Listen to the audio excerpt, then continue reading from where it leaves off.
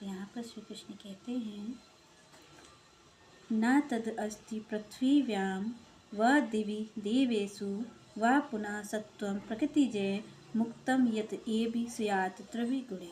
यहाँ पर भगवान क्या कह रहे हैं? यहाँ पर श्री कृष्ण कह रहे हैं कि यहाँ पृथ्वी से लेकर के, और यहाँ पर श्री कृष्ण कहते हैं कि देवलोक तक, स्वर्गलोक तक, ब्रह्मलोक तक भी यहाँ पर श्री कृष्ण कहते हैं कोई भी ऐसा व्यक्ति नहीं है जो प्रकृति के 3 गुणों से विद्यमान ना हो, उसमें ये प्रकृति के 3 गुण ना हो।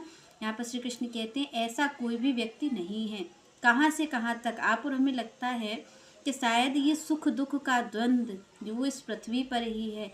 आप और हमें तो यही लगता है, क्योंकि आप और हम अनेक अनेक बार इस बात को कहते ही रहते हैं कि ये जीवन ही दुख का कारण है, शायद इस जीवन से हमें मुक्ति मिल जाएगी तो हम सुखी हो जाएंगे। पर यहाँ पर उन लोगों को जो ये कहते हैं कि शायद ये जीवन दुख का कारण है, इस हम अगर मर जाएंगे तो हम सुख की प्राप्ति कर लेंगे, तो यहाँ पर उन लोगों को ध्यान से इस बात को सुनना चाहिए और चिंतन करना चाहिए कि श्री कृष्ण क्या कह रहे हैं। श्री कृष्ण कह रहे हैं कि इस पृथ्वी में तो आप और हमारे दुख का कारण क्या है? ये गुण ही तो दुख का कारण है।